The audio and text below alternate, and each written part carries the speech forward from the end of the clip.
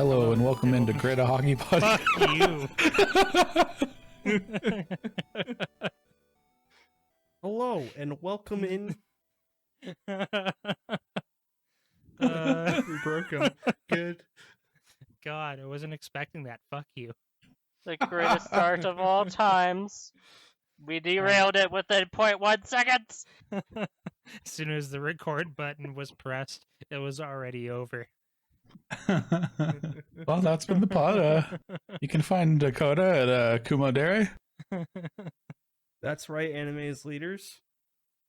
Good night. Bye. All right, so welcome into another episode of Grid a Hockey Podcast. My name is Dakota. That's staying in, by the way. Yeah, it is. It is.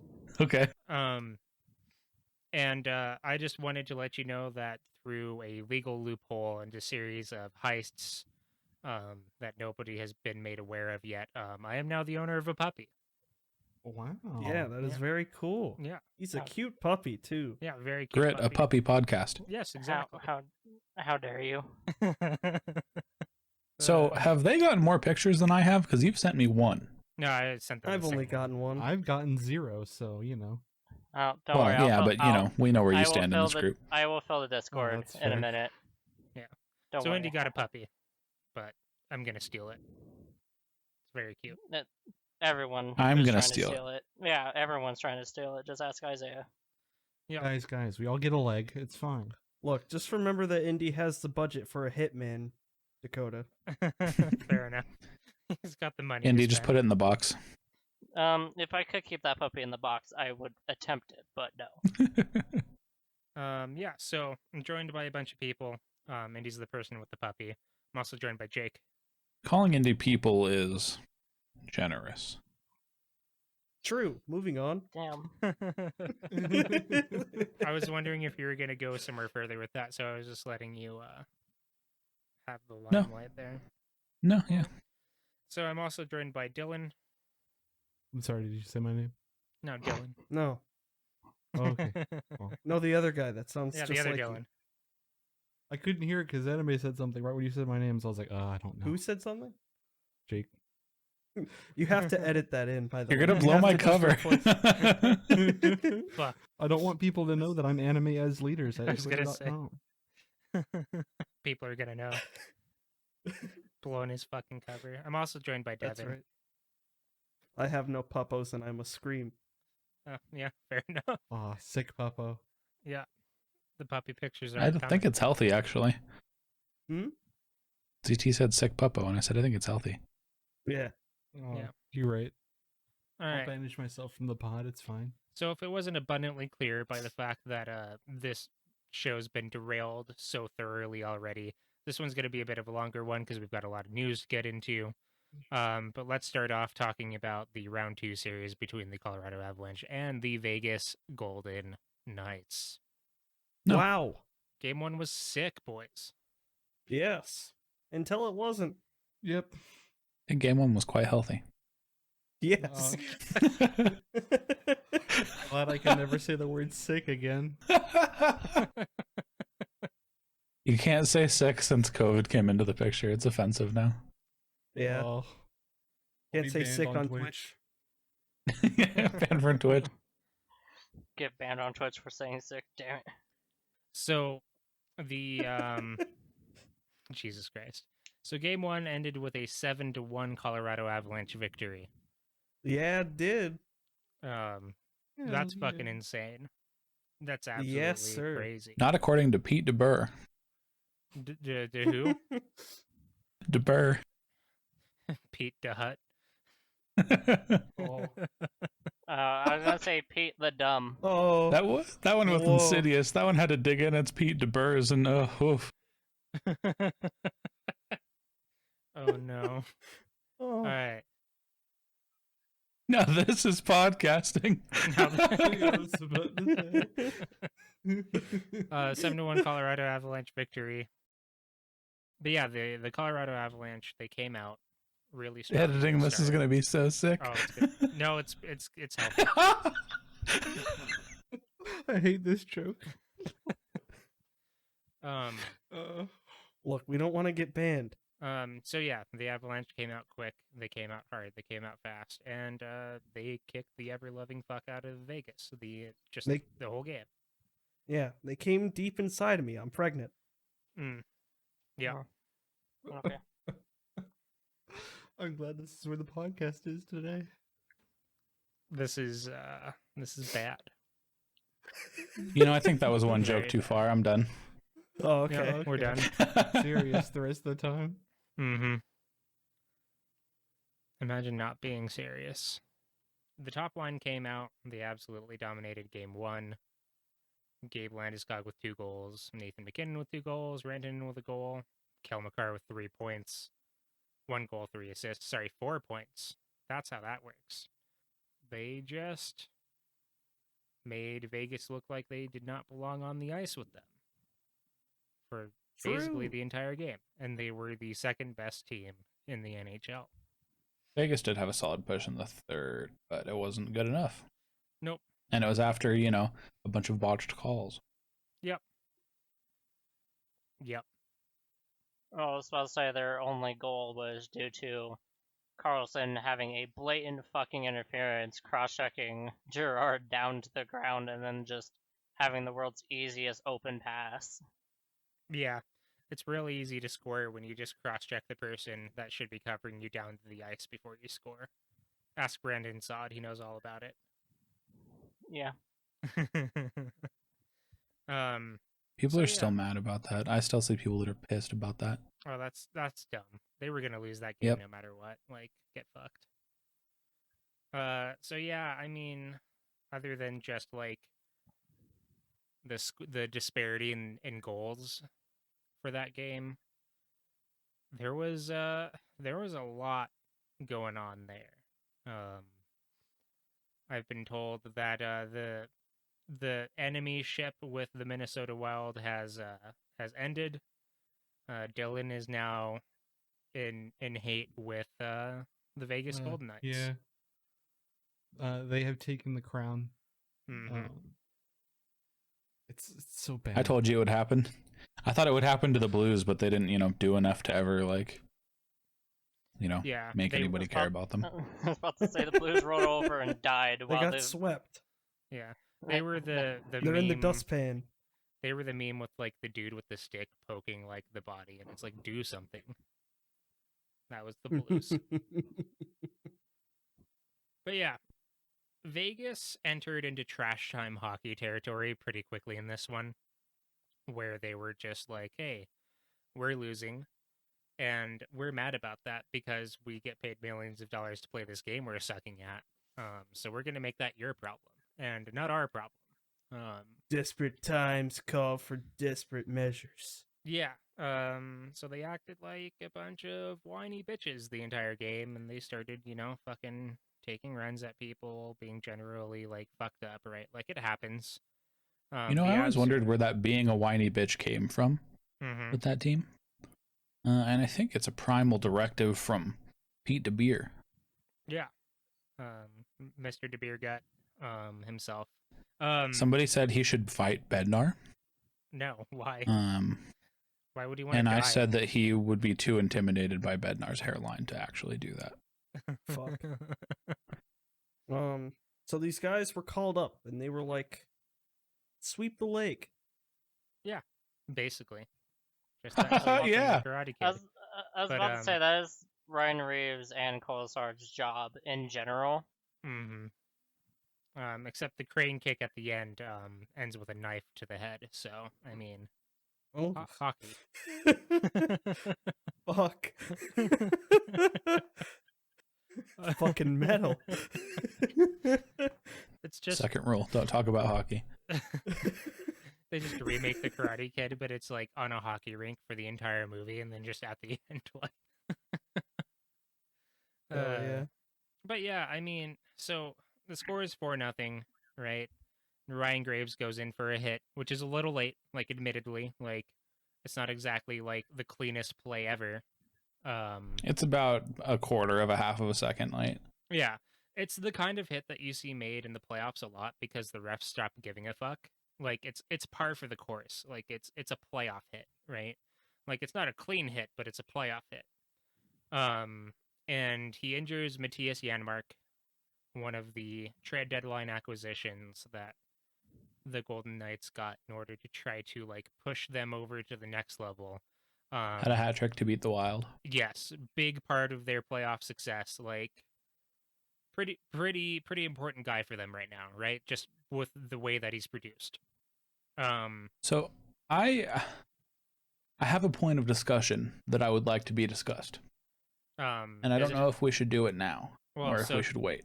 Does it involve the NHL rulebook and people not knowing how to read it, or? It involves the phrase "keep your head up." I don't necessarily like that conversation personally. I don't either. Well, okay, so here's where I'm at. We can save the discussion on the Scheifele for later, but a lot of people are like, rule number 1, keep your head up. Which, fuck you. Yeah. But with this guy, I definitely felt like he kind of just stared back at his pass.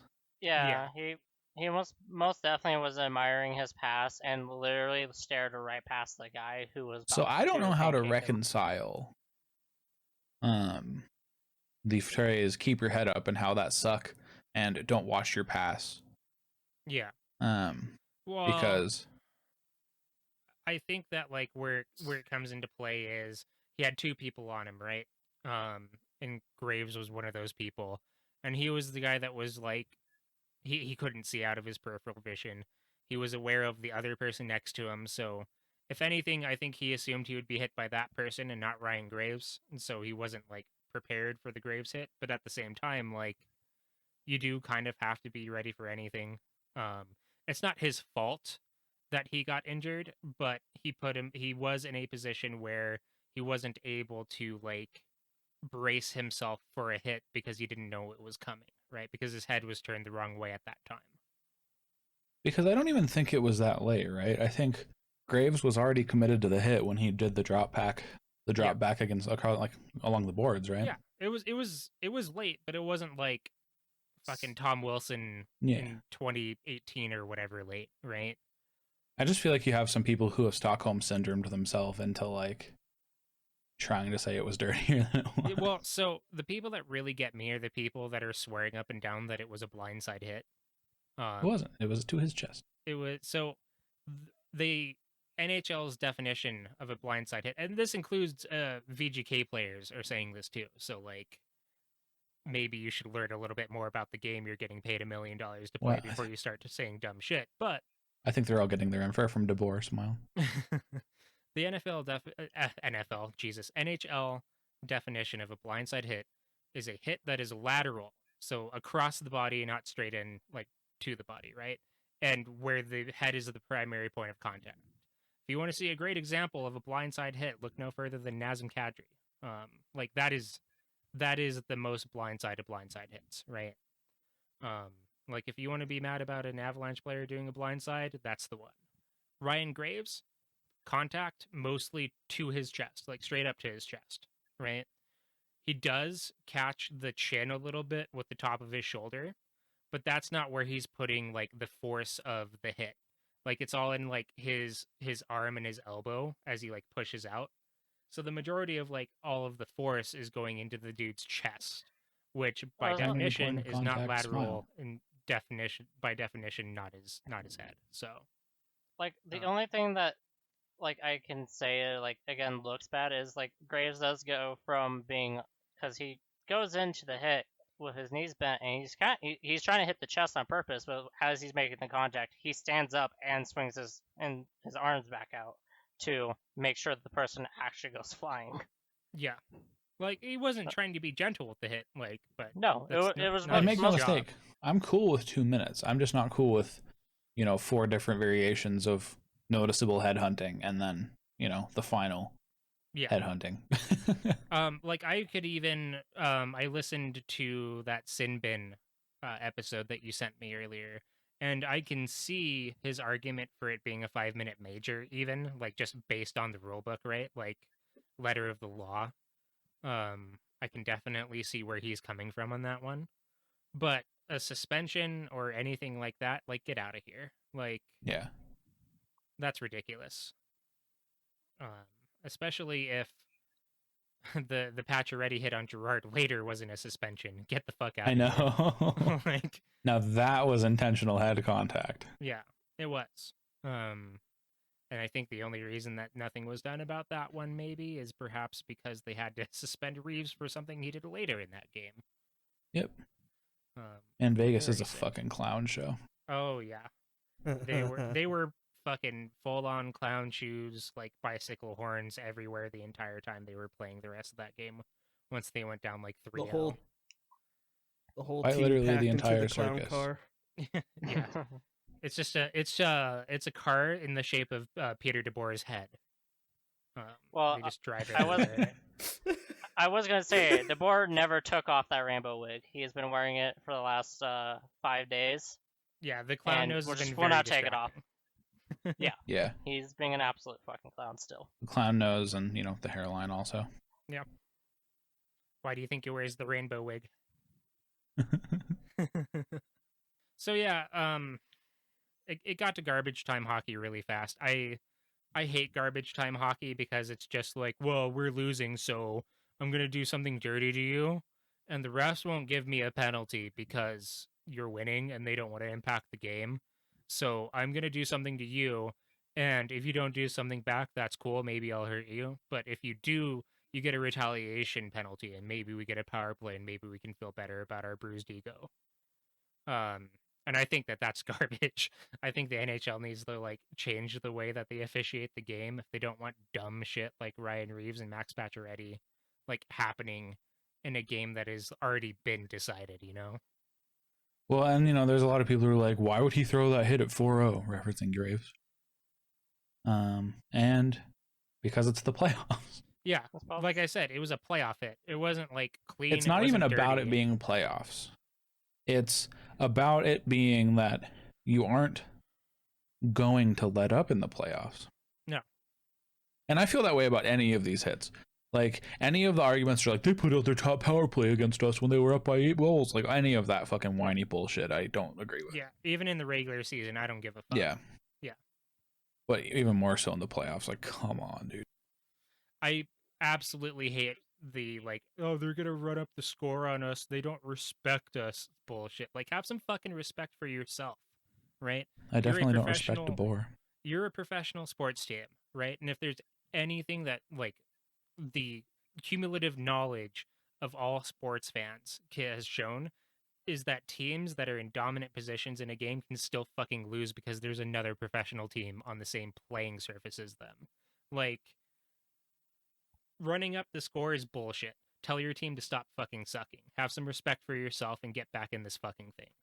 I was about to say, if you don't run up the score, you can literally have the situation that Montreal had with the Maple Leafs, where they got put into overtime twice because they couldn't just keep scoring and couldn't keep them back out of the net. Yeah, it's rare, but an NHL team can score 4 goals in 4 minutes if they wanted to. These are the best fucking players in the world, and you're gonna complain that 4 goals up and they were mean to us. Get the fuck out of here, dude. Baby rage mad. Figure it out. Figure the fuck out. So yeah. Max Pacioretty on Sam Girard, and Max Pacioretty has the puck. They're down 4 or 5-0. He looks behind him. He sees Sam Girard is behind him. He throws a reverse hit. I love the reverse hit. I'm not going to complain about him trying to reverse hit a player. He stares at Girard coming and goes high on purpose. I swear to God. He sees Girard's coming, bends his knees, and then forces his shoulder straight up under Sam Girard's head and forces it up, uppercuts him with his shoulder, straight up on a dude that's coming at him with momentum.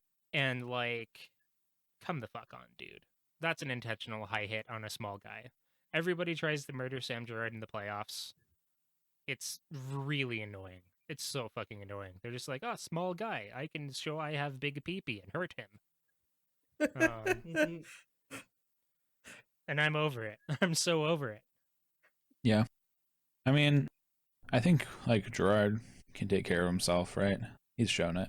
Yeah, he has. It's annoying, but like people are like, be careful with Newhook, like he's gonna get hurt, and it's like he's been playing hockey his whole life, dodging hits from scrubs for his entire career. Like, you know, there's gonna be an adjustment period, but it's not like he's fucking baby ass brand new.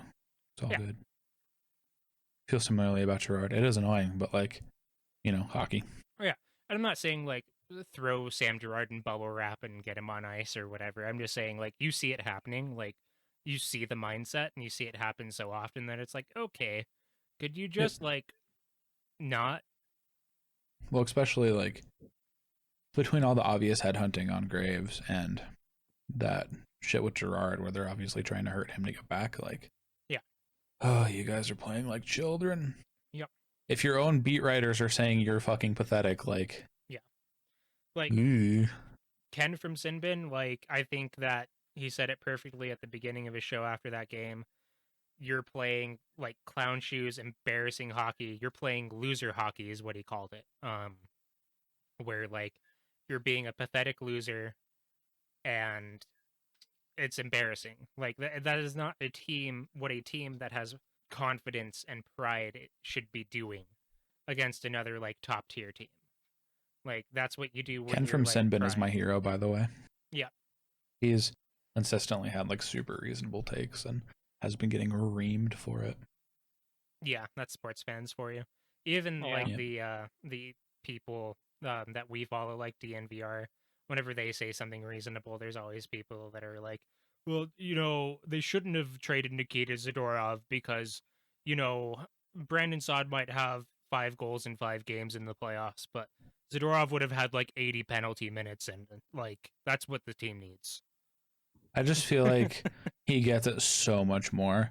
Like I do see AJ and stuff getting a lot of hate, but like every single comment section, even if Ken is like, that was a great goal by Mark Stone, you have somebody calling me an idiot in the comments. Like, yeah, not that Mark Stone's like scored any great goals, but examples. Yeah, it's ridiculous. Be nice to sports people, unless they're like actually dumb, or somehow deserve your ire. Like Adrian Dater. Yes, or somehow deserve your ire for stuff they do outside of sports, like Adrian Dater. Mr. I will never talk to a woman about hockey.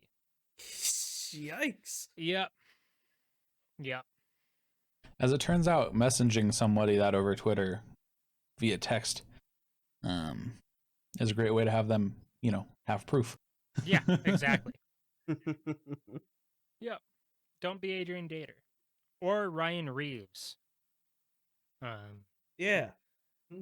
Who is suspended for 2 games for trying to murder Ryan Graves on the ice. Yeah. In front of only 2 games, don't worry about it. Oh, it's fine. Yeah. Yeah. What he did was a hockey play, unlike what Nazem Kadri did. Yeah. He doesn't have any history, especially in the playoffs. It's not like he literally just murdered Parise into a fucking post the other night. And, you know, it's not like he was suspended last year in the playoffs or anything. It's not like that happened at all. Nope. And, you know, it's not like the Department of Player Safety behind the scenes told somebody that they like to double suspensions if it's playoffs and somebody has a history. And Reeves got suspended for 2 games, so, you know, very clearly that didn't happen and wasn't said, smile. Yep. Yep. So Ryan Reeves cross-checks Grubauer in the back of the head while he's trying to cover the puck, which is bad enough, right? Like, what the fuck are you doing, dude? Like, you're just trying to be a fucking dick. And no matter what Pete DePoor says, everybody knows it. Like, the cleanest player in the cleanest enforcer I've seen in 13 years. Yeah. Was what he said about that. Mm-hmm. So he cross-checks Grubauer in the back of the head as he's trying to cover the puck. Looks up, sees that Ryan Graves is there, and he's like, "Oh, Ryan Graves, he threw that dirty hit that wasn't actually dirty on Janmark, so I'm gonna go over there and be a bitch." So he did. He wrestles him down to the ice, grabs him by the hair, rips off his helmet, and starts kneeling on his head.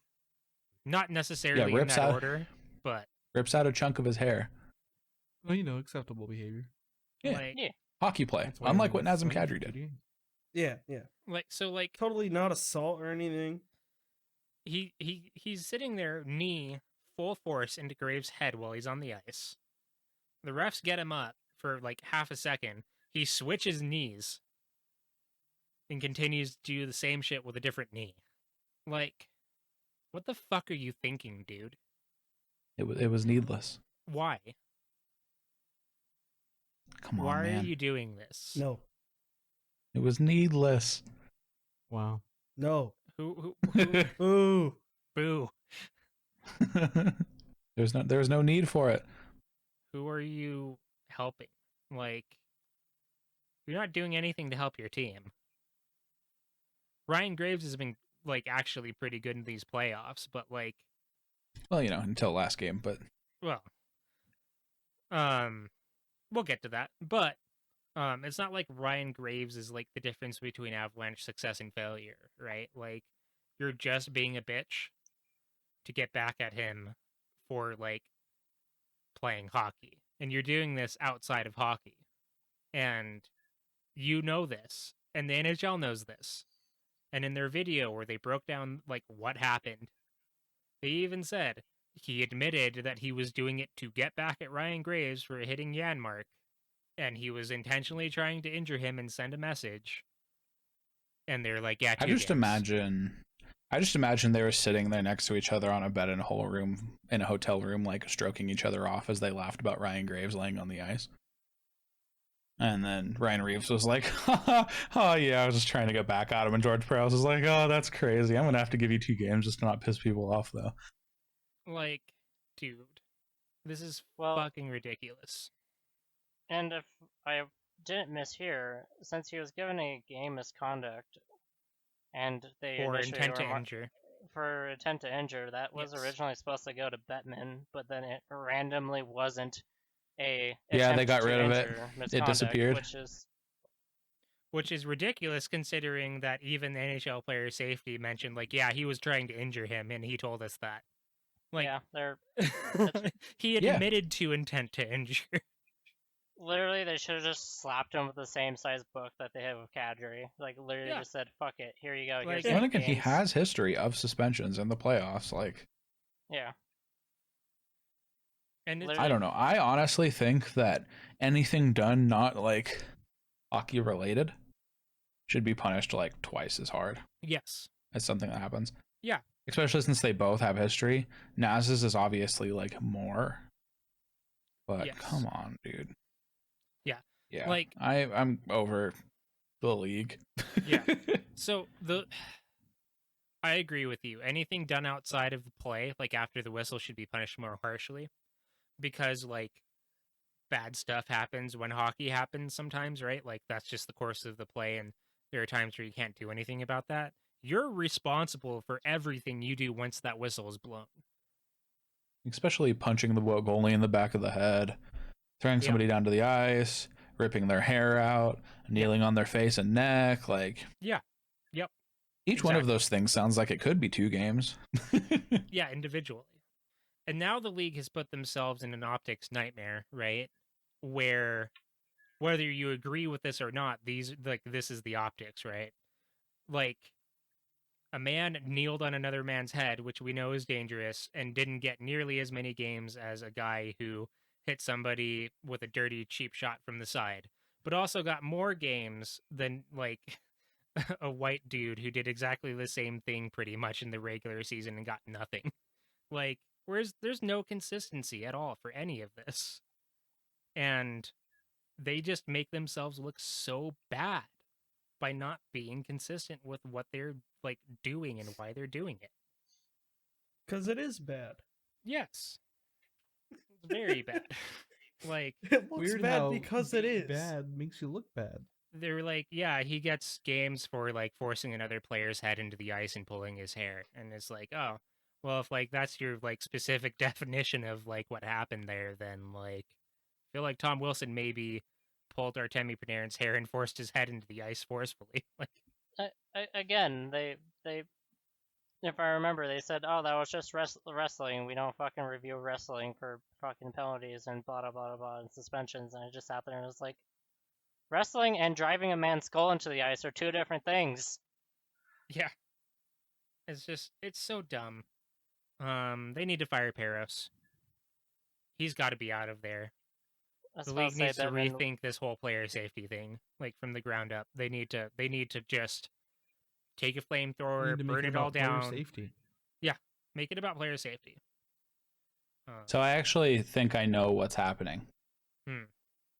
I think George Peros is no longer there, Yeah. but a facsimile of George Peros. He has Pero in his name, and I don't know if you've ever seen the end of Silent Hill 2. Oh, I see. But I think there's a Movie? dog in a control room pretending to be George Peros. And the dog's name is George Pero. I'm a big fan of this new canon. True Never- end. It's just a dog spinning a wheel, dude. Wheel of I was about justice. to say, so it is just the wheel of justice. But yeah, like seriously though, the Department of Player Safety needs to be needs to be made to feel embarrassed about the lack of consistency in anything that they do. They need to. Well, be and held we're saying this shit accountable. for free, you know? The Rangers weren't so lucky. Yeah, right. Like, oh, sorry, NHL, I Wow. don't have $250,000 to give you for telling the truth. I'm sure that would make you feel a lot better inside, but whatever. I've talked about this with Indy. I've talked about it with my girlfriend too. And we agree that there needs to no longer be one head of player safety. It needs to be a council. And my girlfriend has suggested it should be 2 medical professionals who know like the harm that can be done. 2 former players who like know how the game is played and what's dirty and what's not, and then you can fill in whoever the fuck you want on like the 5th, like as the 5th member. We Again, need just a some- Justice League of player safety. Yeah. Yeah. Like, But You can't currently, just- George Peros is just like, I am the Senate and makes those decisions himself. yeah, and you can't have that anymore. Like you This need is to a be great able. canon. You need to be able to litigate it amongst 5 people who know what the fuck they're talking about and can use logic to make decisions and apply that same logic to the decisions that they make every single time they need to make a decision. You know what? Fuck it. Make the head of player safety Logic. Damn, Logic Hell the yeah. rapper? Yeah, dude. He'd probably have more sense than that, dude. Pretend it's your kid, Logic. Oh shit, 10 games. Okay, so listen. Here's what happens. Yeah, They for make real, they though. make Logic the head of player safety, the 5th member of the council, right? And in order to help players not do stupid shit, every time you get suspended for something, Logic has to write a diss track about you. Hell yeah. How about Yeah. instead of making him do all that extra work, they just make the players have to listen to a Logic song? Lots of them probably already do. I don't see how this is a punishment. He suck. That's the Damn. that's the thing. I refuse to let this Logic slander stand. He's cheesy, but he's not horrible. I agree. Although, homies, you know that I like the big cheese, so I guess that doesn't really mean anything. Hmm. My man's is not good. He's Gouda. Hmm. And Jake see. is just lactose intolerant. Oh, okay, fair enough. Yeah, fair. But yeah, get fucked, player safety. You suck. Figure your shit out, or else we will lead the protest into the streets of Toronto, disguised as Maple Leafs fans. You will And then we'll protest rip this off- anti-hero. We'll rip off our John Tavares jerseys and reveal that we've actually been plotting for your demise this entire time. Yeah. It was a little clunky, Like- but you got there. I guess the problem is, the approach is to not piss off people as much as possible rather than actually look out for the player that may have gotten hurt. Like Yeah. I said, make the Department of Player Safety about player safety. Mm-hmm. Mm-hmm. Well, they're trying to please everybody Yeah. instead of focusing on player safety, and are in the process just pleasing nobody, and it's a bold strategy, and I don't think it's paying off for them, Cotton. No, Yeah. not at all. Make player safety safe again. We can get red hats that like say that. And No, I think those are Um, trademark. I no. think we might need to get like You orange or want to get purple zebra hats. hats for that. I'm not wearing orange, so I'm also not wearing orange. Orange suck. Guys, we just need to get some burgundy hats. It'll work. hell yeah. There you go. And speaking That's of it. players who might not be wearing orange, Leon Draisaitl. No, he's staying. Oh, I'm sorry. No. Yeah. There's no way. Tyson Berry. I was about to say Tyson Berry Tyson might not Berry. be wearing orange. I did see. You're stupid if you said this, but I did see people are like, maybe we need to trade Draisaitl for like depth. No. I'm like, no, you're probably fine No, with Draisaitl. Go find depth in the off season. Also, maybe go find a goalie that doesn't just turn into a fucking sieve randomly. All right, so on to game 2. Game 2 happened last night as of this recording. Avalanche win 3-2 in overtime. I will say, I'm pretty sure there were freshly made diamonds that came out of me from that game. Oh because, yeah, my diamonds are forever. Carbon.zip. Avalanche go up 1-0 pretty early in the game. Vegas ties it up. Garbage And time. Vegas proceeds to not tie it up, Yeah, but make it look like it's going to be a real problem. yeah. The Avalanche play their worst game of the playoffs. Yeah, I was Probably one gonna of their say, worst real games I've bad. seen them play all season. Yep, it was up there. Game Yeah. was looking quite strange. And you know what happened? Dr. Dubs busted through the fucking wall screaming, "Oh yeah," and fucking gave Brandon the power. Yeah, Da moose. It's It- pretty sick. I mean, healthy. pretty healthy. So yeah, I mean, like they went up 1-0, got scored on. They went up 2-1, got scored on, and they looked like really bad the entire time. Grubauer had to be captain save a hoe. It was That's it a was name. ridiculous. Is that like a Native American like traditional name or? Yeah, I was thinking the same thing. I was like, oh, you've never heard somebody say captain save a hoe No. before? No, No. not once. Well, you guys aren't on the Hon- internet enough, and I know that's not true. Honestly, as soon as he said Captain Sabaho, I was like, oh man, I immediately threw in Siege style of naming Operation Sabaho. Operation Save a Yeah. Hoe. Yeah, that's an internet thing. Y'all need to Google that. Is it? It might not actually Explain be it. internet. It might What's it just be from? pop culture.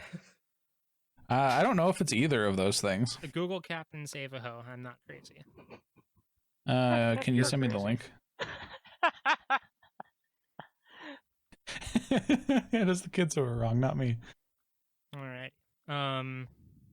Yeah, Grubauer good. Avs bad. Vegas bad. Fleury was pretty good in that one. Came out before Was the he? game. Well, he was all right. He was good enough to like not lose it for his team, right? I don't know. You could say that he lost it for his team because 3 goals were scored, and that first one was the worst one I've ever seen any goalie let in ever. Okay, let's be fair. That is 100% Petrangelo's fault for stick lifting that shit because Fleury was getting all ready for that shot and then just. It doesn't matter. He had his 5-hole down and covered. He just didn't have it covered enough. It just squeaked through perfectly. Got to cover your 5-hole. Yeah. I think it was a sweet snipe by the Sodfather himself. Yes, Fleury's the cannoli sawed-off was in the shot. stand after that. He did the no move. It was pretty sick. Brendan Saad, the true Nikita Kucherov. Yeah, I mean, I actually think he didn't have to do much at all. And that he did do was, like, not great. What did he end that game with? Hold on. He ended the game with Vegas fucking ruining any chances the Avs could take. Somebody posted the heat map in the Discord during the game, and it was literally just from the goalie or from the blue line where the Avs only shots like 2 periods in. Yeah. And so I'm putting that all on Vegas for just playing a fucking game. You know what? Marc-Andre Fleury had an 880 to end the game there. Maybe you're right. Yeah, we had like no shots, and the shots we did have were dog shit. Yeah, 'cause I mean, there were a lot of shots that like deflected up and into the screen and stuff like that. And I guess like in your mind, it's like that's a good shot or a good chance that they like dealt with.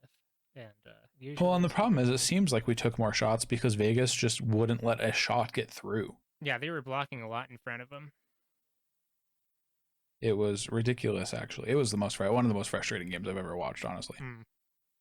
Yeah. And then Dr. Dubs was like, "Hey, I have the cure for your ailment." Hey guys, It's Miko Rannon. what's up? My favorite was after the first period when the Avs were actually looking good. Like it wasn't until like the second and third that they started falling apart. At the end of the first period, the Avs had like put on a whole lot of offensive pressure, and they were looking really, really good. And the NBC announcers were like, "Well, Vegas has blocked 10 shots, and the Avalanche have only blocked like 3. So like they're really outworking and outperforming the Avalanche because they're getting into the dirty areas and they're stopping the puck from hitting the net." And it's like, well, if you take a look at the shot attempts, it's because Vegas hasn't shot the puck nearly as much as the Avalanche. And maybe Vegas shouldn't be like praised for letting the offensive pressure get that steep. You know what really would have really helped that game? They got a little bit more grit. They Nope. got pucks in deep. Having a second line center. Fair enough. I like Dakota's answer. Okay. Yeah, I know you guys are Babcock fans. Yeah.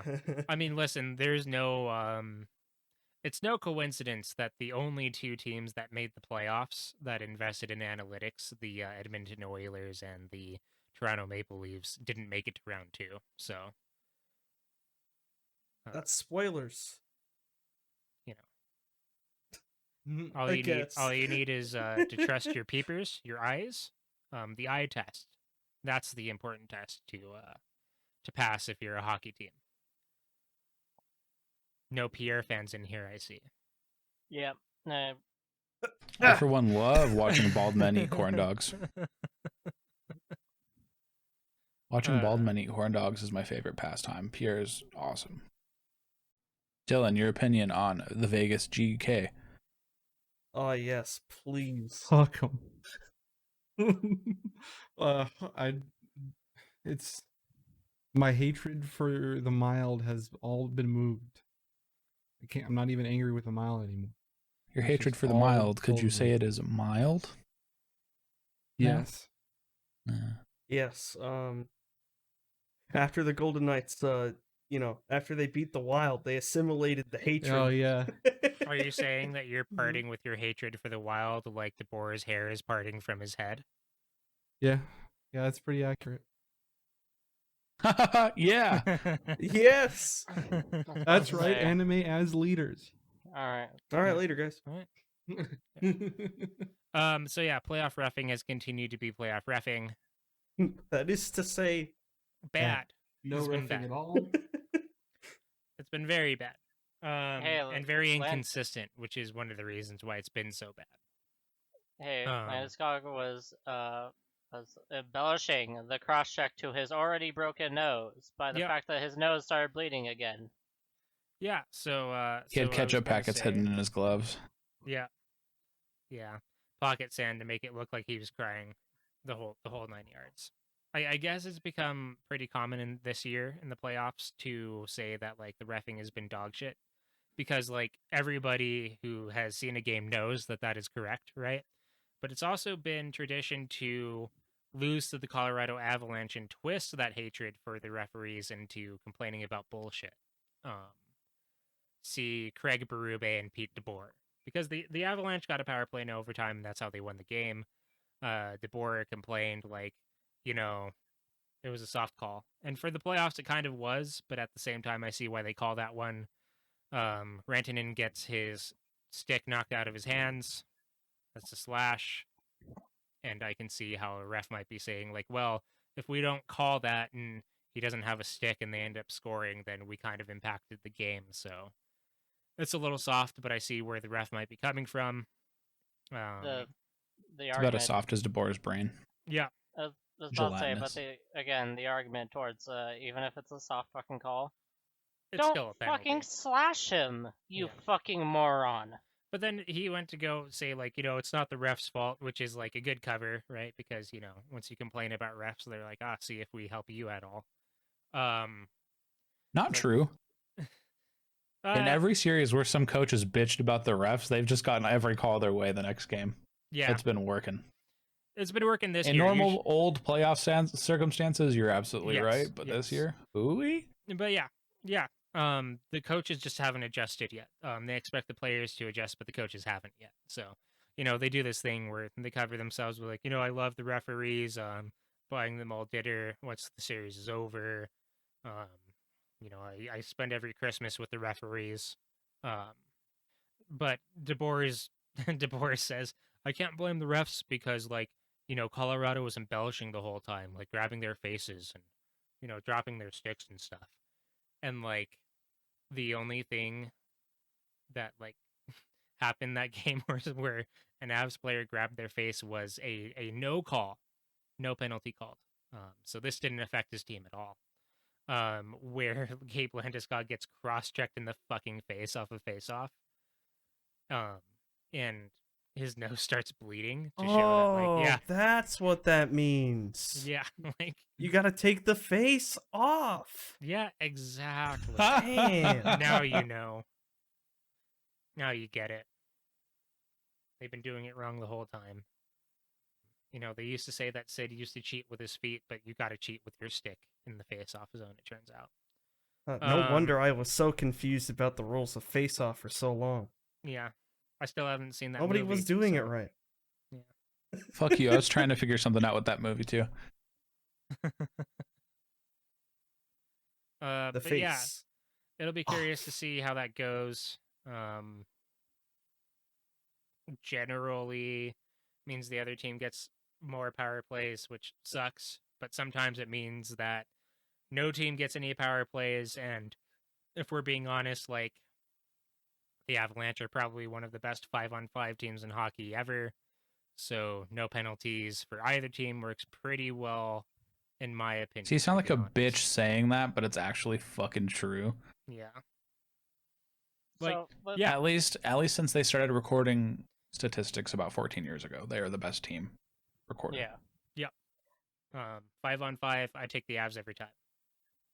Yeah, and I was gonna say, like, with this game, the Golden Knights prove that they can really, really fuck up our 5-on-5. But the problem is how repeatable is it? Because Yeah.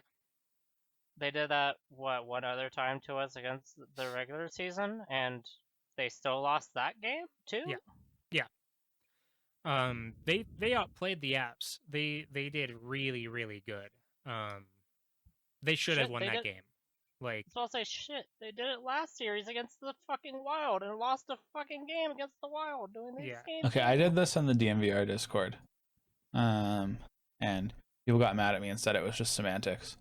But everyone was hand wringing and, like, being all sad about how the Avs deserve to lose that game. And I'm like, listen, Corsi's for Vegas. Everything's for Vegas, like a ton. But Vegas didn't finish. So just as much as they don't deserve to fucking win the game, just as much as we don't deserve it, neither the fuck do they. Yep. Finish your goddamn chances. And everyone's like, Grubauer stole it for us. We didn't deserve to win. And I'm like, Grubauer's part of the team, so Yeah. team deserved to win. Yeah. The puck True. deserved to be in the back of the net in that fucking overtime. I'll tell you what. that was an absolute sniper shot from Mikko there. And, like, I don't even think it is a semantical argument, but I didn't want to, like, continue being like that.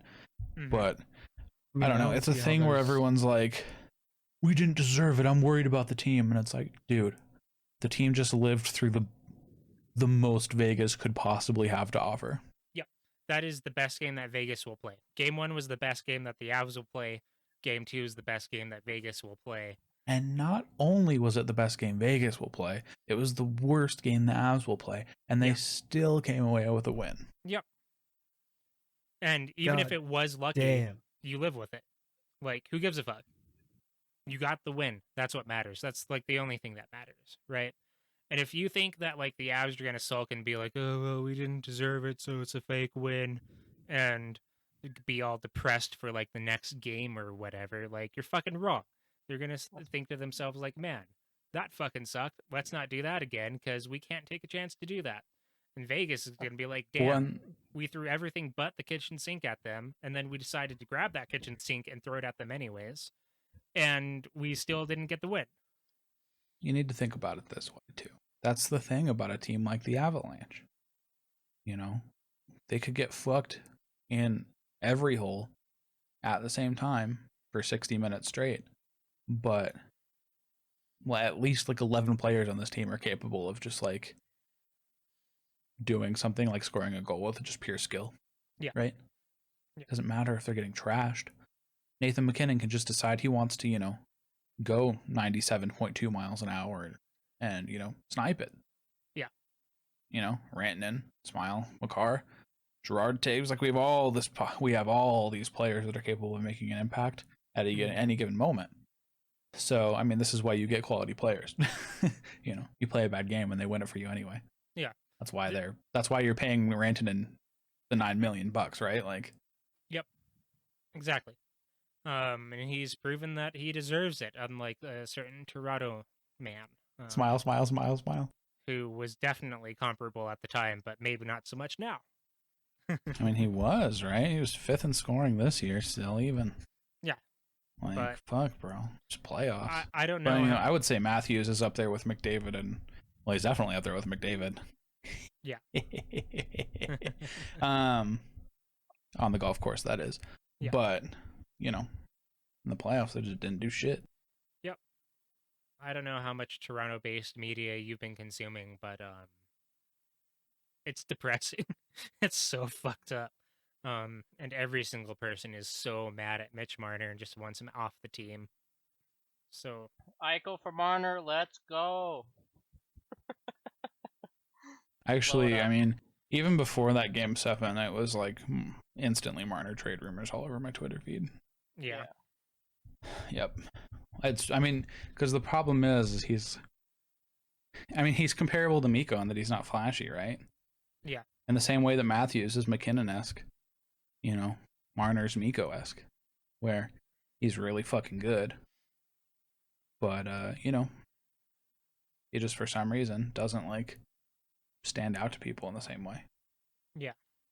Also, he can't score goals for shit. He's a pure playmaker, right, too, so everyone's like, why didn't Marner score a goal? And it's like, well, that's not his job. Maybe if His job Matthews is to could feed finish. Matthew. Yeah. Well, he's American. He's also- from Arizona, so I don't think he can finish. Yeah. Oh, wow. Unlike the finisher, Mikko Rantanen. Ka-ching, we got there. Mm. Bazunga, bazow. Bazinga. So Yeah, yeah. that's that game. I don't know. Rantanen fucking ruined him. Vegas is either going to be like, we ruined them. Smile, we're great. And they're going to come out and do it again. More than likely, I think they're going to be like, well, we can't. Fuck. Shit.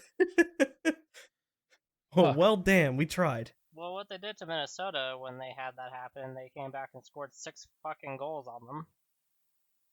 Yeah, the main issue is about 19 players on the Avs compared to Minnesota. True. And also Grubauer is way better than Talbot. At my Yeah. I mean, looking forward to the rest of the series, I think the Avalanche are firmly in the driver's seat. Vegas is good enough to win some games, but I think that like, if you're betting, how can you bet against the Avs right now after those 2 games? I was listening to one Puck Soup. Yep. And they made mention of the 99 Red Wings. Yeah. Winning their first 6 playoff games in a row and then getting reverse swept.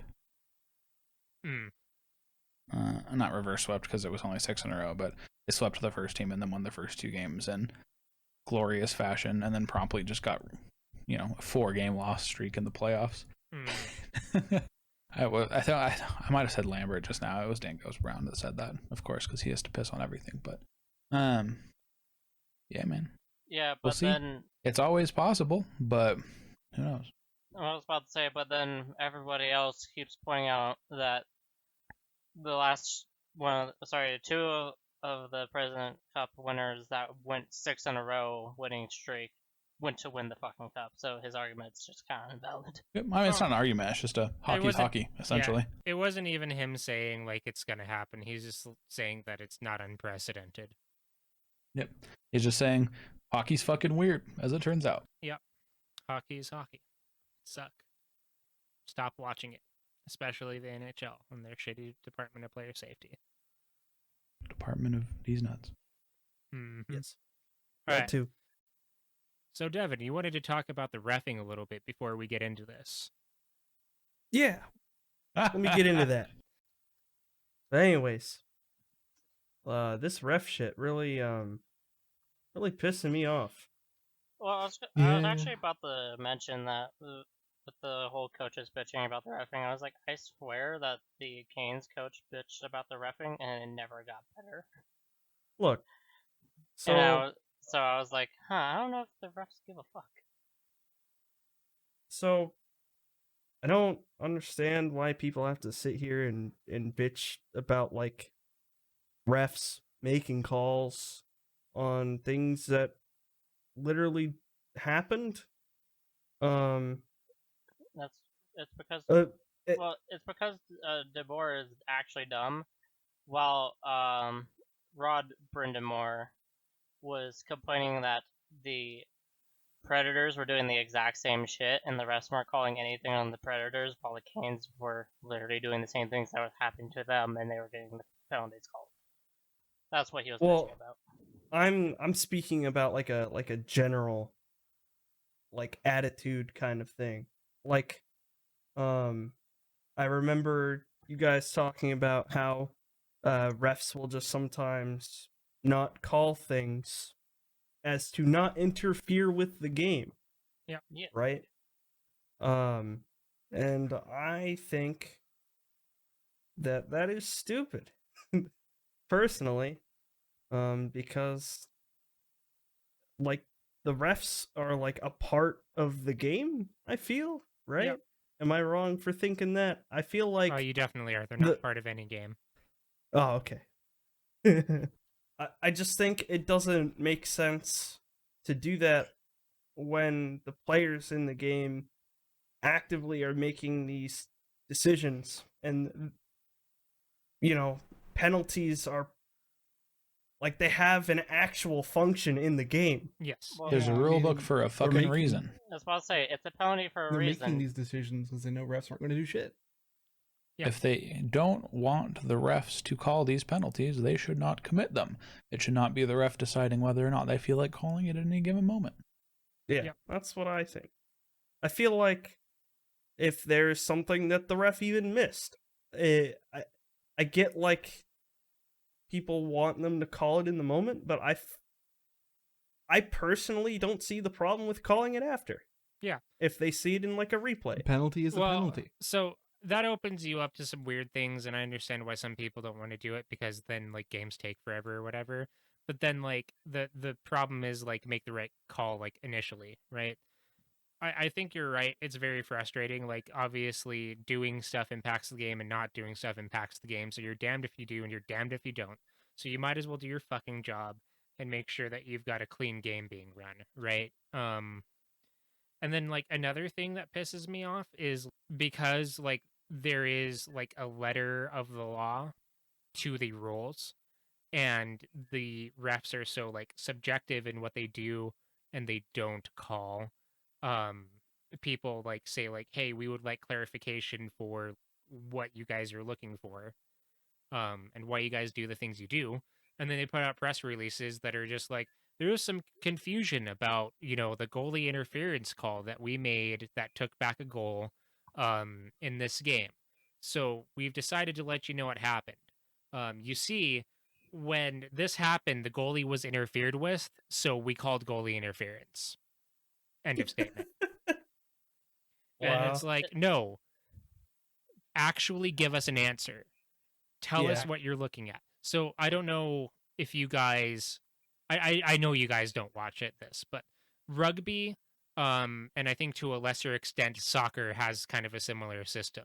Whenever there's a review, that is going on, you get a microphone feed between the referee who is in that game and the third party person who is watching replays and trying to help them come to a decision, and you get to hear their conversation about what they are talking about and them telling each other like what they are looking for and why they think something should happen and stuff like that. And I understand that it kind of fucks up your bullshit if you're trying to like manage the game and make games seem closer by not being consistent for having that, but they should be required to have that at this point because it's ridiculous. Like, hold yourselves fucking accountable, or else like we're going to have to find some way to do it for you. And I don't know what that looks like or like how Looks it can like happen. violence. But like It's like Vancouver. if you're seriously like if you're serious about growing the game and not making new fans confused and helping like people like feel good about the sport, you need to be consistent with your calls. Yeah. And you need to protect your star players. And I don't know. It's I think calling out players who play dirty is fair. Yes. And for a game, you know, that you can bet on, right? People make money off of these games. I feel like it needs consistency. Yeah. Because otherwise, you're just gonna make people upset, and you're gonna lose out on money. Yeah. There was actually some talk about that, right? When so gambling has been legalized in lots of places over the US now. So outside of like Vegas and places like that already had a bunch of betting going on, it's a lot more common now, and like it's socially acceptable and people are doing it. And so because of that, the NHL has a bunch of partnerships with like a lot of like betting companies and stuff like that, right? And there was talk about how like now that they are in bed with these like betting companies, there's going to have to be more consistency. Yeah. And there's going to have to be that accountability in order to help make it seem like the league isn't fucking rigged. And it's kind of crazy because all of that started this year, and it's probably close to the worst it's ever been.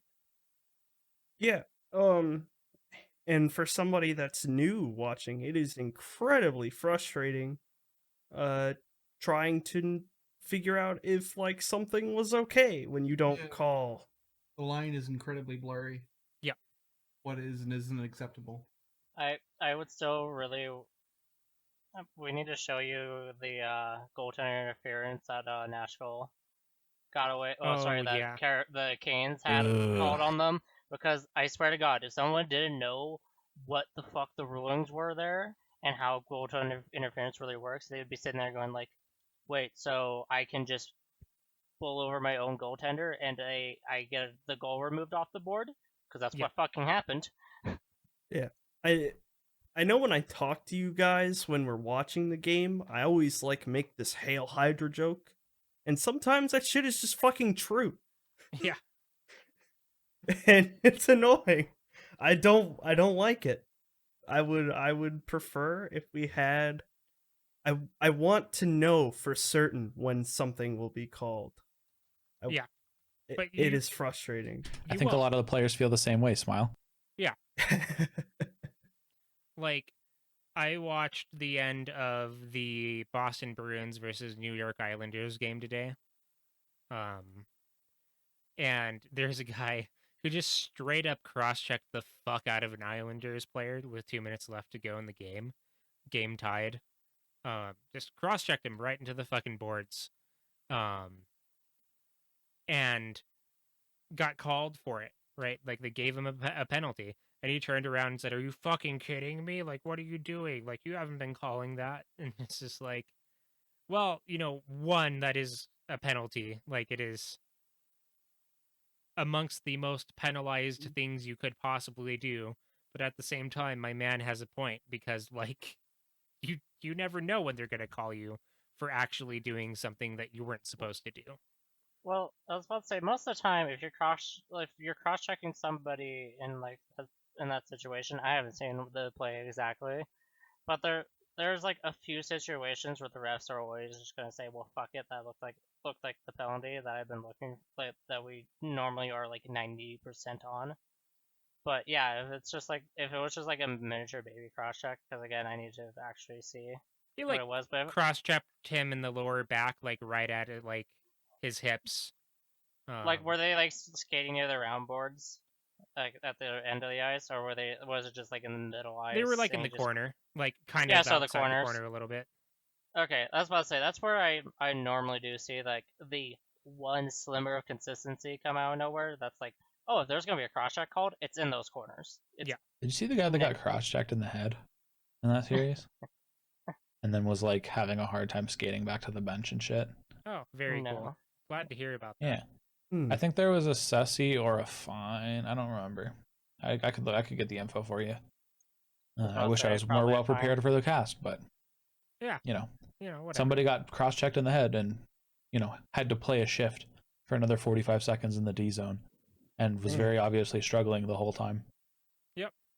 No whistle. And then had a hard time getting back to the bench. Yep. You heard me when we were doing our round 1 playoff predictions, and we kind of had the or sorry, not the round 1 playoffs, the actual like review of game 1 and 2. And we had that Jets game on, and my boy took one to the Nats, and I yelled out, "Are you gonna like blow the whistle to stop the play with the guy that's dying on the ice right now?" Or because like No. way too often they just let that go. And it's ridiculous. Yeah. If you ask me, refs getting their shit together is only good for the game. Yeah. It is good for the people watching. It's good for the people playing. And I think it furthers the skill ceiling. Because players wouldn't have to worry about shit plays. I was about to And they say, wouldn't have to worry about getting injured. Yeah. And I feel like we could have a super fun, fast game without people getting destroyed for Yeah. no reason. Yeah. I was about to say, if the refs do their jobs, the Ryan Reeves and the Bertozzos of the world do not exist because they're not in the league. They are literally AHL feeders. All right, rant over. Yeah. All right. Now to Nico the round ranting two. in. Moose is Okay. back in the cage. It's all good. Moose is back in the cage. So back to round predictions. Yeah. Alright. So Or let's get round- our oh, predictions in. Well, round well, one wait. review. Yeah, I think we should review round 1 Yeah. first. All right. Okay. So, let's Wait. Follow me. on Twitter. That's right, at Anime as Leaders. Anime is later. All right, later. All right. That's like the so third false ending. yeah. So let's review our round 1 success as far as our predictions. So I've decided that I'm keeping score on this. I decided this literally a second ago. For every like exactly correct prediction that each of us got, you will get 1 point. I was about to say, if you get the person with the- games and team. Yeah, What's my prize team gonna and be? games. You'll get a feeling of accomplishment even greater than just being a part of this cast. Damn. Now we're cooking. Now we're cooking with Sag. All right. So, the first series, Toronto Maple Leafs versus the Montreal Canadiens. The result, Canadiens 1-7. To review, Dylan, you said Toronto Maple Leafs in 4. That was incorrect. Devin said Yeah. Canadiens in 4. The spirit was there, but the score was not. Indy said Leafs in 5. I said was Leafs in wrong. 6. And the first person on the board with 1 point, Jake, you had Habs in 7. Yeah, we did. You absolute mad lad. Listen, I'm the main character. My predictions have to be right. All right. So, second series. Come on, fuck you. So the second series we had the Edmonton Oilers versus the Winnipeg Jets. Dylan, you had Oilers in 6. Devin, you had Oilers in 5. Indy, you had Oilers in 5. Y'all were incorrect. Y'all didn't believe in the magic that was Winnipeg, or you had too I- much faith in Connor McDavid. You know. They're No, not I called didn't. Winnipeg for no reason, you losers. Fuck. Loser Well, pigs. okay, so the thing is, I didn't think they would choke 2 years in a fucking row. But I guess did. Edmonton and Toronto have one thing in common: they can't win a fucking series. So Jets swept. Jets in 4. Me and Jake both said Jets. Jake said in 6. I said in 7. There are no points awarded for that round. Get fucked, everybody. We suck at this. Moving over to the East. Penguins versus Islanders. The result: Islanders in 6. Dylan, you said Penguins in 5. Devin, you said Penguins in 6. I also said Penguins in 6. You guys know nothing about hockey. We had too much faith in Sidney Crosby. No, And, we the had fact that faith they that had, and the fact that they, had a goaltender that could actually play goaltending, play goalie. Yeah. that was the main fall of that. When you let the New York Islanders score like 5 goals a game, your goalie is trash. Indy, you said Islanders in 7. Jake, you also said Islanders in 7. Close, but not quite. Again, I didn't think Christian Jarry would just spread his legs open like that and say, "Score on me, please." Just, hey, how's it going? Tristan Jarry, otherwise known as Riley Reid. Also, in the East, Bruins versus Capitals. Bruins in 5 on that one. They made pretty short work. They gave him the old gentleman's sweep. Dylan, you said Bruins in 7. Devin, you said Bruins in 6. Indy, you said Bruins in 6. I also said Bruins in 6. We thought it would take one more game. We were close. Jake, you said Bruins in 7. All of us got the right team, the wrong number of games. We were half right. If they played Craig Anderson for one more full game, the Capitals would have got one more game. Yeah. I swear to God. Moving over to the Central, Hurricanes versus Predators. Canes in 6 for that one. That's the way it went. Dylan, you said Canes in 4. Devin, you said Canes in 4. I also said Canes in 4. Sorry, Indy said Canes in 4. I said Canes in 5. And getting it right for his second point of this game that he didn't know he was playing. Jake, you said Canes in 6. Listen, I thrive on being right. I can't. You were right. live I do without my feel wins. satisfied. That's the prize at work. I was about to say, I didn't think Soros would, go full Pecorine and just steal More like games. you say sorrow. Look, All right. I I'll be here didn't all think my homies, the Canes, would choke halfway through. All right. Yeah. They didn't lose. It was looking like it. I was about to say, it looked like nobody could win a away game during that series. It was kind of ugly. Yeah. All right. The other game in the Central, Tampa Bay. Sorry, not game, series. Tampa Bay versus the Florida Panthers. That one was Tampa Bay in 6. Our predictions, however, were Dylan, you said Tampa in 5. Devin, Damn. you said Tampa in 5. I said Florida in 6. Jake said Florida in 7. And for his first point on the scoreboard, Indy said Tampa Bay in 6. I knew the cheaters were going to do it within 6. And Florida almost did it though. Yeah, they I made mean, they it didn't happen. almost did it. Their third goalie, they almost did it. Well, they started Bob, which was a huge issue. Motherfucking Dreger was in Paintown, Yeah. Injuryville, USA, and they had to play a guy who was playing his first games in the National Hockey League. So, Yep. that's great. And they were missing their 1D. which, I mean, we knew about going into the series, but still. Still a really fun matchup. I hope it happens again. I felt like most of the other games weren't nearly as good as that first one, which was a bummer, but Well, yeah, but it was Yeah. still a good matchup. Yeah, it was fun hockey to watch. It'll be interesting to see what that series looks like when the Panthers are healthy and when they decide that Bob isn't who you start in that series. Thanks, Bill Zito.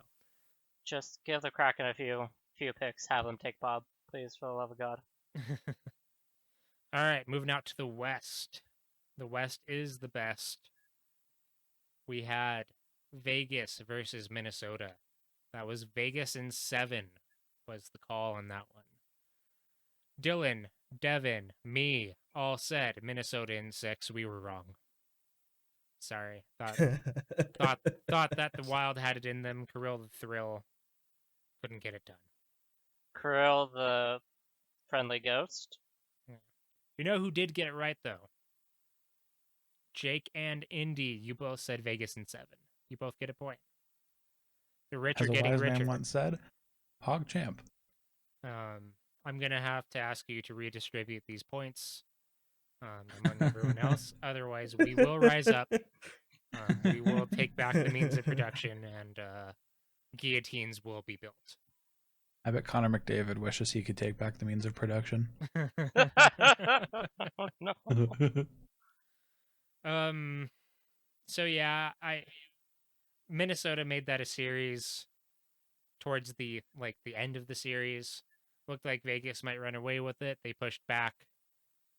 And yeah, I mean it was a pretty good series all in all. Well, I was about to say the Wild almost came back from a 3-1 deficit, and I was kind of scared because I didn't want to see a very energized Minnesota team come out of there. Didn't the Wild win the first game? Yeah, they won the did. first game, but In then they lost the overtime. next 3. Yeah. Okay. They almost got gentlemen swept. The last series, Avalanche versus Blues. Emphasis on the lose. Avs in 4. They swept. Right? Yeah. Get fucked. I expected the Blues to put up a little bit more of a fight, but get fucked. All of us said the Avalanche are the better team, but the Blues are annoying, so I give them 1. Except for Indy, who said he'd give them 2. All of us were incorrect. Avs in 5 for everybody but Indy, who said Avs in 6. No points. Very sad. How dare they win out. Again, I really thought the Blues would just be, that annoying son of a bitch that just refuses to die. How could we Damn. possibly be so strong? Yeah. We all got the same amount of wins on this one as the Blues did.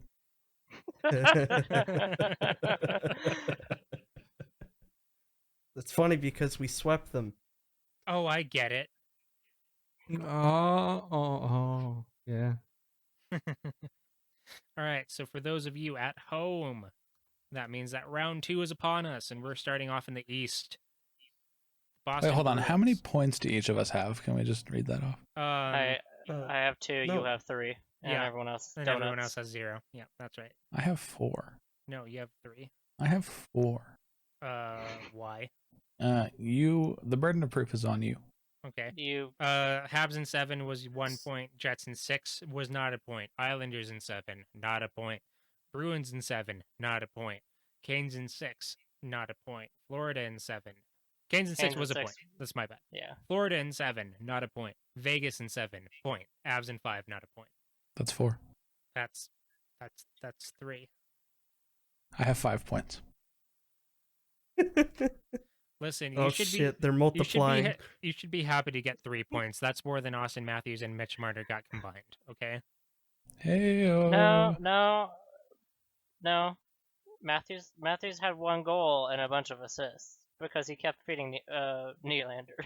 But that was the only person who could Yeah, fucking Nylander score. was tight, and everybody was like, Nylander was okay in the series, and I'm like, he was the best forward you had. I was about to say, how you say he was alright? He had the most goals. Nylander was good in that series. Poor Nylander. Face of the franchise. Should get Marner money. So, round 2. Going to the East. The Boston Bruins will take on the New York Islanders, and already have. We're making predictions for this one. So like people on the show that have been paying attention will know whether or not a team can sweep or whatever. So I'll tell you what the current series is at, just so that there's no surprises or competitive edge now that we are scoring this. Currently, the Boston Bruins are ahead of the New York Islanders 2-1. So, Are we Dylan. just Dylan. calling out. Okay, Yes, go. Bruins in 5. Dylan says Bruins in 5. They're going to win out. I'm gonna say Bruins in 6. Okay. Indy. I say Bruins in 6. I think the Islanders will not be able to stop the perfection line. Fucking whatever that fucking line's called. Jake. What do Hold you on, got? I'm doing my winner calculations up here in the old noggin. You know, I'm thinking Bruins in 6. Either everyone gets a point, and I don't get a point, or I'm the only one who gets a point. Or Or nobody nobody could does. get points. This Listen. is true. I'm going to say Islanders in 7. God, I was sitting there just like shit. it was on the tip of my tongue, dude. You're going to say it, but I have to say it for both of us. Islanders in 7. Okay, I get a point if you win. That's not how that works. He's just trying to make AJ happy. I just think that the Islanders play shitty hockey. They play And the terrific shitty hockey. They play a style that I think can help them beat the Bruins. I don't think that's. I don't think I would be surprised if they win this one. The thing is, the Bruins have a goalie who hasn't turned into an absolute sieve. I think that like 90% of Boston sports fans would disagree with you. I think they would be wrong, but I think they would disagree with you. That's because Bruin fans are not humans. Yeah, they're dumb. But yeah, Islanders in 7. Everybody picked Bruins last round. Everybody but me picked Bruins this round. I'll see you in the winner's circle. All right, next up, the North. The Winnipeg Jets. Winnipeg Jets. Hold up. Final The Fantasy Winnipeg Jets. Holy shit. I'm a Winnipeg fan now. Holy crap. Yeah, Winnipeg Jets. the Winnipeg Jets versus the Montreal Canadiens. One team swept, one team upset. Currently, the Canadiens are up 1-0 on the Winnipeg Jets, and their number 1 center is suspended for being a piece of shit. That's the clip I posted. I know Link saw it. I don't know if the other one did. Oh, Damn. The other. I see. You know the one. Indy. Indy. Did you That's see it? right. Anime is leaders. I'm going to go for Jets, and I am debating the number. Did you watch the video of that hit? I think I did. Where the Where guy I was just like, got oh my creamed. fuck.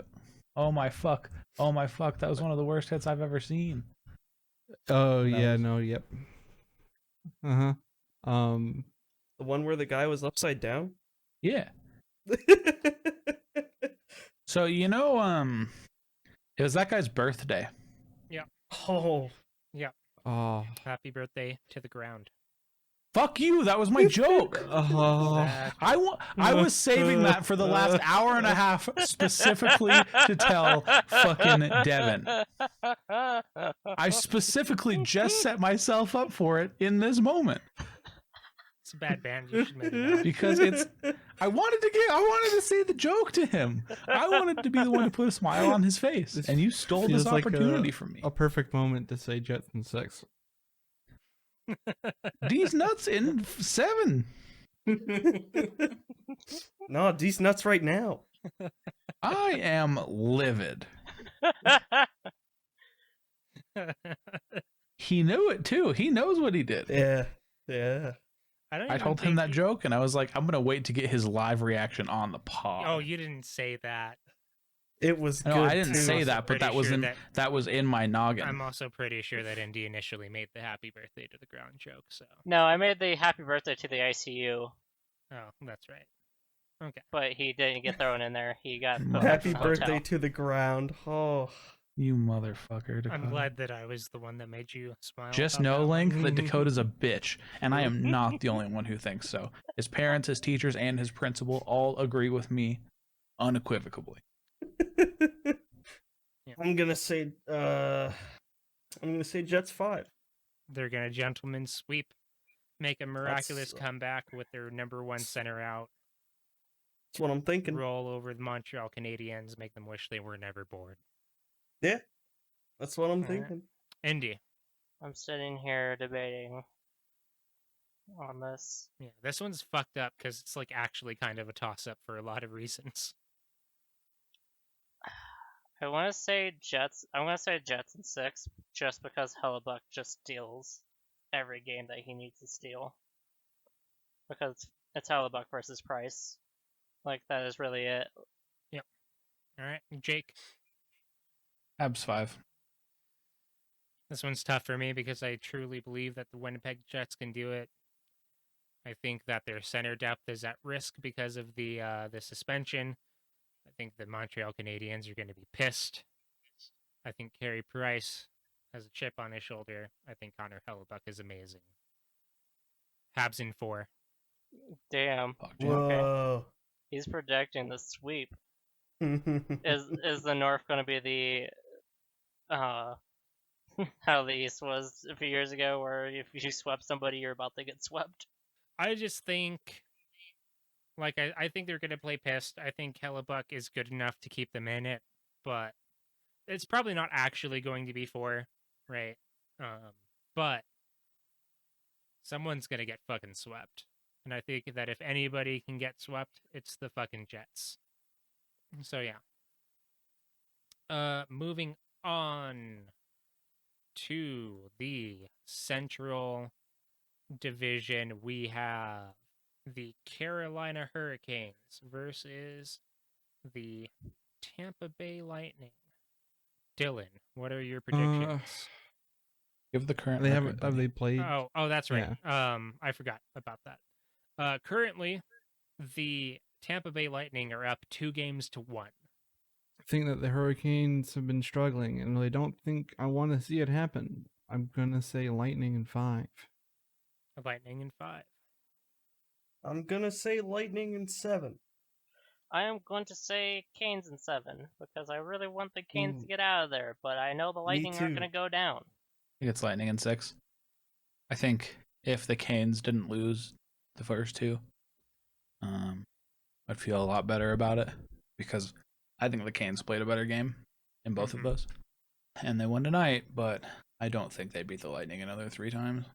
I think that you're correct, right? I think that you're coming from a place of logic. And I think that a betting man says Tampa Bay in 6. That's what my head says, but my heart says Canes in 7. I'm joining Indy on this one. Insubordinate and churlish. And finally, we have the West Division. Colorado Avalanche versus the Vegas Golden Knights. As we know, the series is 2-0 Avalanche right now. Mm-hmm. Throwing all brownie points out the window. I'm gonna say Avs in 4 because I want it. I do too, so bad.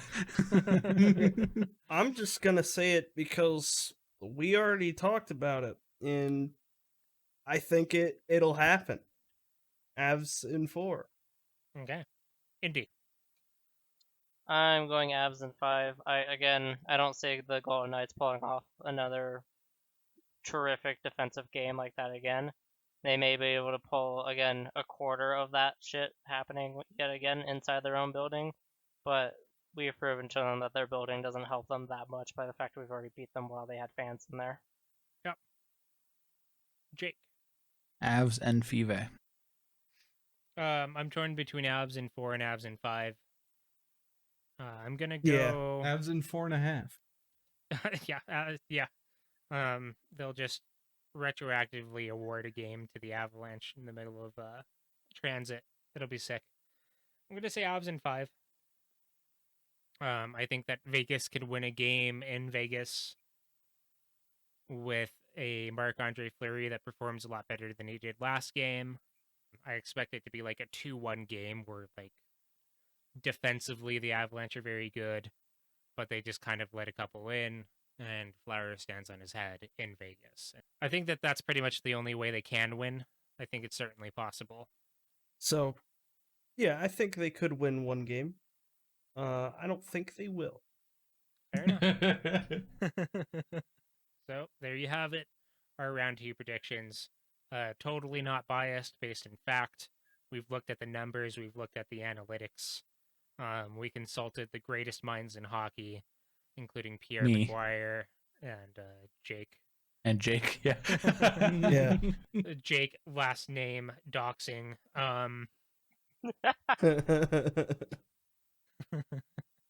So yeah, I think that's right. Jake Enemy is leaders. Yeah, that's his last name. No, Later. It's just Jake as Bye. leader. So I guess just some quick news stuff. We could get through all of this pretty fucking quickly. Let's get right into the right into the news. news. The Leaves are embarrassing. Toronto's on fire. Team Chaos won. I don't know how you guys predicted it.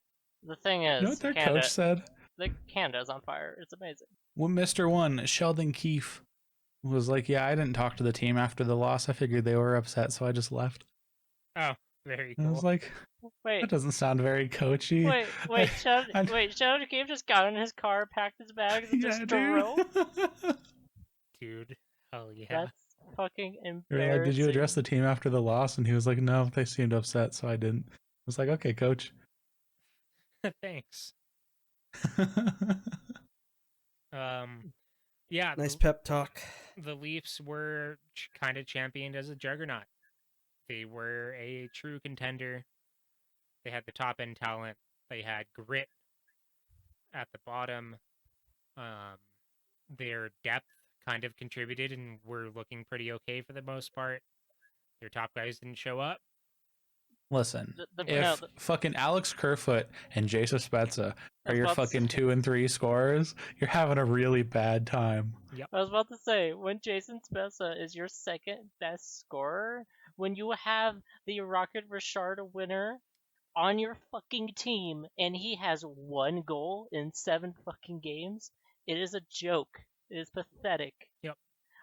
If Alexandre Kerfoot is even in the conversation, you're having an issue. I love Kerfoot, but you're right.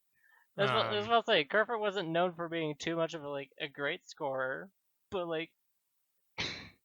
Kerfoot and Nieto were the last of the I hate these players for no reason players. For you, yeah. For me, yeah. Kerfoot, Nieto, Como, some of it was leftovers from that 16-17 season. And Como came around, make no mistake. Yeah, Como came around, but I feel like your initial hatred for him was not unfounded. But I just feel like there were a lot of players that were they didn't feel like Avalanche players, if that makes sense. Yeah. They just felt like random dudes. And Sod kind of feels like that, but I still feel like I love Sod. Yeah. I would kneel before Sod. But I don't know. I just don't have any players. Belly, I don't like because he's bad, but I love Belly because he's Belly, so. Yeah. He's an Av, 100%. Yeah. He's one of the dudes. Yeah. But point being, I never liked Kerfoot. Yeah. And I was happy we traded him for a player I really liked, who, I can't watch play right now because. Yeah. So for the Leafs, they had the Tavares injury, which was awful. You can't plan for that.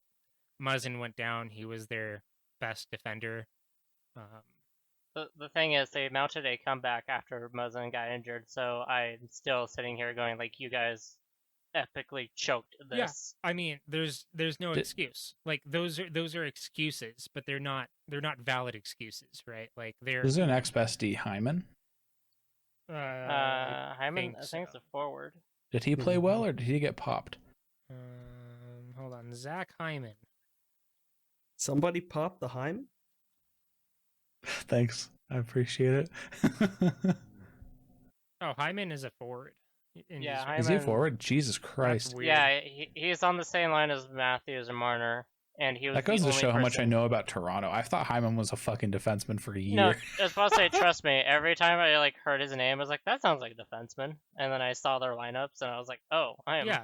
I mean, He just Hymans sounds usually are the. the first line of defense. But yeah, it's like the ultimate like this sounds correct, so it must be. Well, okay, so Morgan I Riley, gave up my I don't know much of Morgan Riley. There Morgan we go. Riley and TJ Brody are who they played on the top once Muzzin left. So listen, I don't know much about the Leafs, right?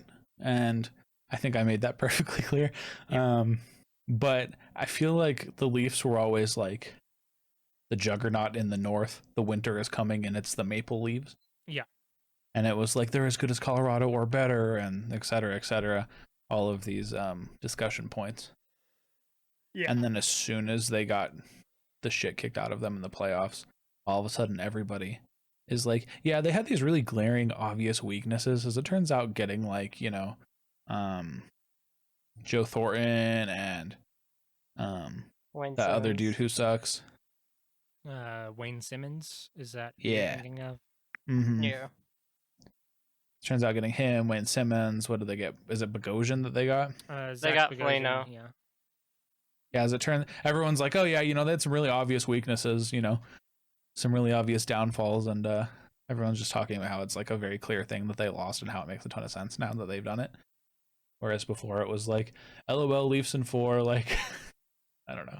I was I about always to thought say, that was really funny. I'm not going to say that I knew a ton about Toronto, obviously, but the perception of how people discussed them from before to after that series is just kind of hilarious because I don't feel like they can be an obvious juggernaut, one of the best teams in the league, and also just have it's clear why they lost with these super Well- obvious like downfalls. Well, so I think that the thing is that going into the season, people were saying like, hey, they need to get tougher. They need to have like some pushback. They need to have some fight. That everybody thought they were soft, right? Which is why they got Wayne Simmons, and that's why they got Joe Thornton and stuff like that, because they can play a physical game if they want to. Now Thornton's more of a playmaker. He's always been a lot more skill, but like he's an old guy who can be in a leadership role and he can be the heart of your team. And Wayne Simmons can punch the fuck out of you, right? Like that's why you get him. So people were like, now that they've done that and they've gotten that toughness, they're in a much better spot. And then when it didn't work out for them, they're like, oh yeah, well, why did you get those people that punch people? Like it is. It's people not trying to just have it them both though; it's the ways. analytics people and stuff too. It's everybody. It's Puck Soup. It's fucking Friedman and Merrick, and it's everybody. It's literally everybody. It's literally And- all of Toronto just going like, "Oh yeah, no, this team's a cup contending team." To all of a sudden they're like, "This team needs to be torn down. And you need to burn stuff. You need to figure out what the fuck is wrong." And it's like, Well, how and can to Puck Soup's credit, they said they pointed out, they're like, they looked at Barclay Goodrow and Blake Coleman and thought that getting fucking Wayne Simmons and Joe Thornton and Zach Bogosian was the same thing. Whereas those guys like are skilled players who beat the shit out of you. I was about to say, like, those are And yeah. these guys just beat the shit out of you. They don't have that skill part that is kind of critical to Tampa's success, as it turns out. I was about to say, Tampa got a bunch of young, punch your face in skill people. Apparently not the a Avs bunch have of really wanted Blake Coleman for years, like so badly. Hmm. And watching some Tampa. Yeah. Yeah, but it's just kind of interesting, right? Because I agree with you. They were highly touted as a top tier team, and then as soon as they like were knocked out of the playoffs, everybody was like, "Well, that doesn't surprise me because they were obviously terrible." And I do think that it is tough to like have it both ways. Like, I feel like that's something I notice about a lot of media. yeah, Is that it's a both ways thing. I'm sure I've had those things in even our limited run. But it's like the rest versus rust thing, right? When I say I don't know if they'll be rested or rusty, it's because it doesn't matter. It's a point of conversation that you can have before and after and be right or wrong and be both right and wrong and be right. You know what I mean? Like, yeah, it's just an easy go-to for broadcasts that, or, discussion boards or podcasts or anything where it's just like, yep, we can say whatever we want about this and be right or wrong, and it's fine because we can still talk about it just like it's a real thing. yeah, yeah. Yep. And now you know how the media works. We need to have a war of info. No. That sounds like a terrible idea. Good thing that doesn't exist. Mm-hmm. All right. So moving on. We talked about the Scheifele hit. He got suspended for 4 games. Seemed a little light to me. Again, throw the book at him. See, I actually think it seems like to me in like normal circumstances. Mm-hmm. But for how they call something, I feel like that's the most consistent call they've made with how they normally do shit. It weighted the playoff games properly. He has no history. He's not a dirty player. I was about to say It was a bullshit hit. It was Yeah. bad. And it was, smile. Yeah. 4 games. 4 playoff games, 8 regular games for a guy with no history on a hit that sucked ass. Yeah, that seems okay. Sure. Well, For how they well, normally do it, right? I was about Yeah. to say, I was talking to Dakota last night. I was like, they're just going to give him 2. I was like, they're just going to ding him for 2. I was Yeah, happy it's to just- see that they didn't hit him for just 2 or something. I was ready for 1 or 3. Yeah. That was my, not 2, 1 or 3. Yeah. 4, I was initially very mad that they didn't give him an in-person. I guess, giving him the maximum for that is fine. I guess they didn't want to deal with arbitration and stuff either. Mm-hmm. Yeah, I just within the confines of like what they say they do, I think it's probably fine, right? I guess that I would like to see hits like that taken out of the game. I think they're dog shit. I think they're dumb. And I think that the way to get that out of the game is by heavily penalizing it, right? But yeah, I think you're correct otherwise. I know. So the other kind of like weird piece of news was that towards the end of the Florida Panthers series, the Tampa Bay Lightning got rid of a long-standing rule where you couldn't be in like premium like box seats and wear jerseys that belong to another team. It's not even just box seats. It's like certain rows and sections too. Yeah. Yeah. High It's cost. random. It's random as fuck. High cost and on broadcast. Yeah. That seems stupid. I don't know how they got away with ever having it. It took them a like viral video of a Panthers fan like fighting with arena staff to decide that maybe they should fucking cool it. And they told them they would call the cops on him. For wearing And he was with he was with his son. They said they were going to call the cops on him and his son for wearing the opposing team's gear. Florida man That's arrested for ridiculous. wearing a Florida Panther jersey in a Tampa Bay arena. Yeah, that's an optics nightmare. Isn't that right, Dylan and Devin? Yeah. Yeah. I'm Dylan now. Yeah, it's stupid. They should never have had that policy at all. What the fuck is wrong with them? Apparently they had it because fans complained, and so they instated it. So they were like, we paid a bunch for these seats. We don't want to have opposing teams' fans here. Why not? I don't know. I found it fun sitting in the middle of a bunch of Blues fans. That is what man. was been reported by members of the media who would be in the know. Yeah. So Jake. I am the Senate. They said, can we ban opposing teams' gear from these sections? And I said, do it. Yeah. Listen, I only agree if we ban Chicago Blackhawks fans from being in Ball Arena. Agreed. Well, no, the thing is, Chicago Blackhawks fans end up everywhere. Not There's for no. long. I'm sure those jerseys will be dormant for some time. Oh yeah, but then again, when that empire rises again, the Chicago fan base. When will it just strikes be- back, maybe. When it strikes back. God. No, please stop. Stop. That was exceptional. Off the cuff humor. Fuck you. We've been talking a ton of Star Wars tonight. The Empire Strikes Back joke is perfectly in line. Fuck who? But yeah, I don't understand why you give a fuck about other, like, fans from other teams being in your building. Like, I understand, like, me and you will not allow another fan base to start a chant in our building because fuck you. But that's on us to like enforce as fans. Yeah, We again, just that's have to why. out pep the other guys. Again, that's why Yeah. you find the section that they are going to be in. You set yourself in the middle of it so you can be louder than them while being in the middle of their chant. We have to chant louder "fuck off" during their chant. Exactly. Can't wait till you guys go to an Avs game with Dakota. I join him for like half the game and then sit there and he's still going and I'm like, oh. Yep. I was about to say, man is He lets his dedicated. South Dakota out more at games. Base Dakota. Ah, I'm gonna go down on the ice and hardcore dance. Sorry, what was that? Might want to speak a little closer to the microphone. Sorry, Yeah, we couldn't hear that at all. He's gonna go down to the ice and hardcore dance. no, he doesn't hardcore Ryan dance. Reeves? Yeah. Well, Yeah. I just imagine Ryan Reeves hardcore dancing now. Hey, he does karate kicks with his skates on. Yeah. What's the effective way to take care of a hardcore dancer who's on ice? Hope security hear- doesn't join in. So yeah.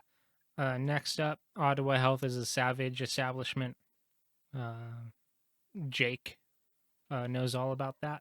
What did they tweet out, my friend? They tweeted, unlike the Toronto Maple Leafs, COVID-19 is still active. Please be careful out there. Oh. I thought that shit was so Wow. funny. That's pretty good. Again, it's Oh. just whenever the Leafs lose, all of Canada just joins in and just mocks them for a little bit, and they go back to what they were doing. Is very funny. Get fucked the Leafs. We've already been over how they suck. Also, Stephen A. Smith, because ESPN got the hockey contract starting next year alongside TNT. Noted sports personality Stephen A. Smith has started talking about hockey. And if you haven't seen his rants, they're pretty funny, especially coming He's from like- somebody who doesn't know anything about hockey. He's like, there's two things I know about hockey. The puck is black, and Connor McDavid is the best player in the league, and he got swept in the first round. Mm-hmm. And I was like, hell yeah, Stephen A. There are some idiots that are like, this guy has no class. He doesn't belong in hockey. That's not their issue with him, smile. But they're like, Class, huh? people who spit hot takes with no basis, like, are ruining the sport. Like, this is bad for hockey and shit. And I'm like, shut up, dude. The No. button-up white dudes in suits that reverently think of the old days and old-time hockey and the code and shit. Those are what's bad for hockey and what's keeping it down. Stephen A. Smith making jokes about how he doesn't know anything about hockey, but still knows it's funny as fuck that the Leafs lost again. That's fine. Yeah. Nerd. I think Stephen A. Smith is going to be good for hockey, personally. Especially when he's talking shit about the Toronto Maple Leafs and calling Now them listen, the... when he talks shit about the Avs, fuck him. Otherwise, man, go for it. Called the Toronto Maple Leafs the Dallas Cowboys of the NHL and of Canada. In a lot of ways, I think maybe he's not fucking wrong. It's very funny. I want to see him throughout these hot takes as much as I want to see him get introduced to cool shit. Just Like, I want awesome, him to like, see hockey it. plays. I want him to see end to end. Like, I want him to watch the Oh Boy clip and get the live reaction from that. Like, that kind of shit. Yeah. Oh, yeah. You know what I mean? Where he's like, I want him oh, to say it's pathetic that they got swept, and also I'm going to watch this sweet clip.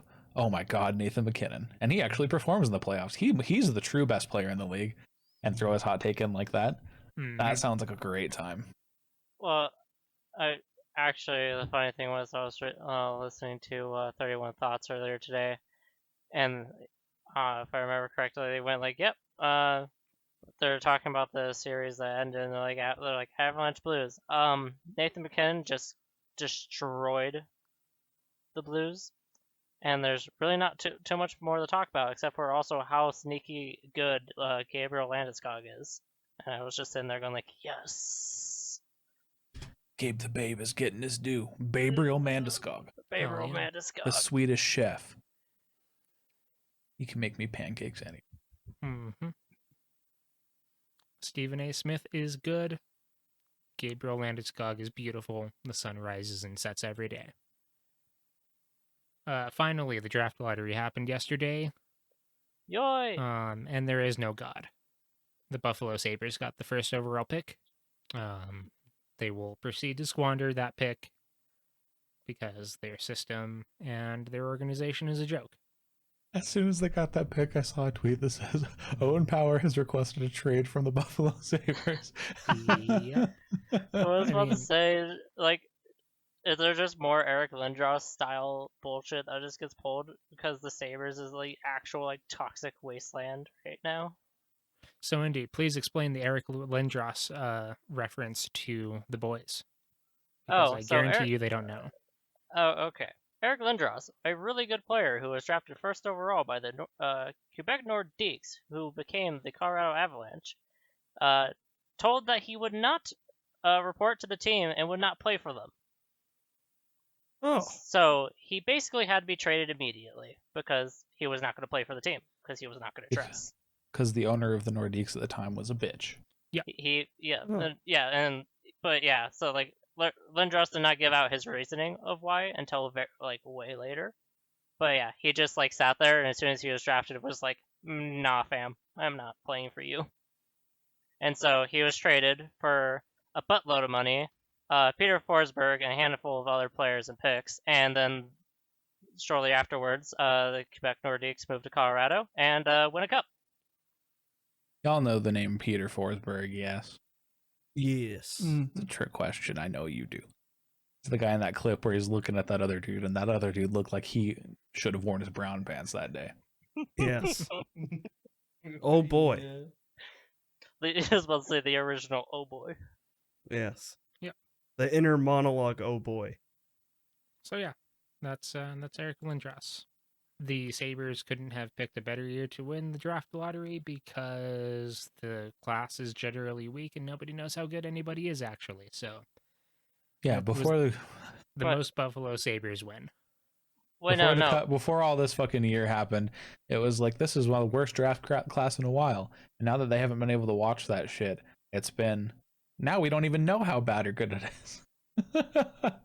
So the Buffalo Sabres, if you guys don't remember, are the team who wasn't letting that guy get surgery. They also just recently said they still don't want him to get the surgery. Oh.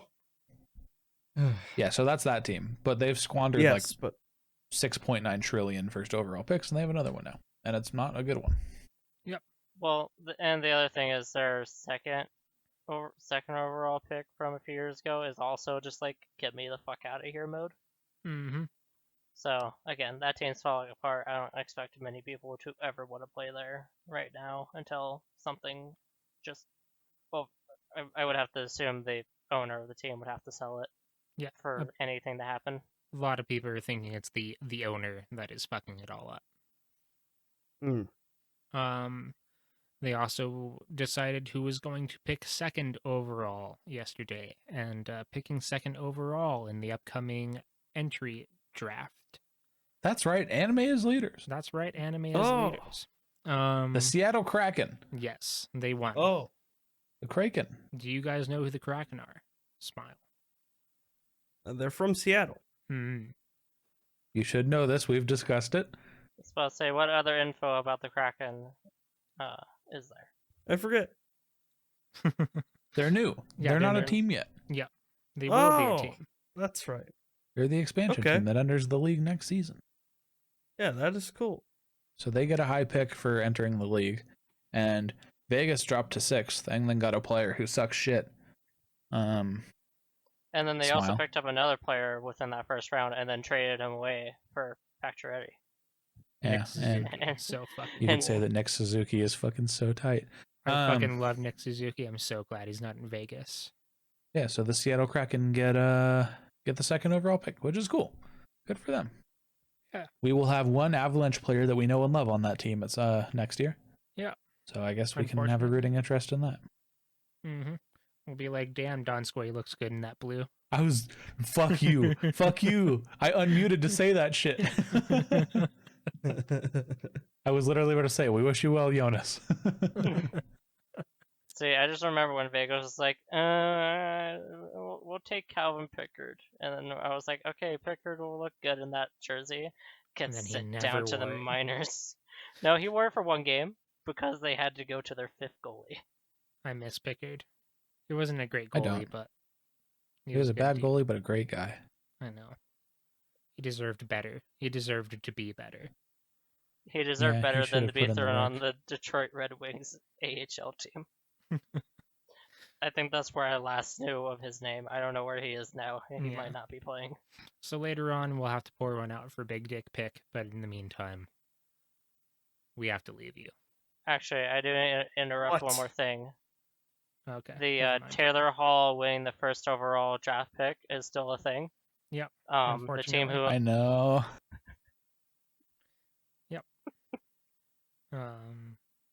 So for the homies, Taylor Hall, every team he's on wins the lottery, except for the Coyotes last year. So, yeah. They didn't win the lottery this year either. I was listening to Puck Soup, and Lambert was like, I just want the Coyotes to win the 1st overall pick because they're not allowed to. So if they win, they have to redraw. He's like, I just want them to win twice in a row. Because they cheated and got their 1st round pick taken from them. So they can't win the lottery. And then picked a racist and then had to give him up. So Oh, well, remember that? The racist bully guy? Yeah, that was them. yeah.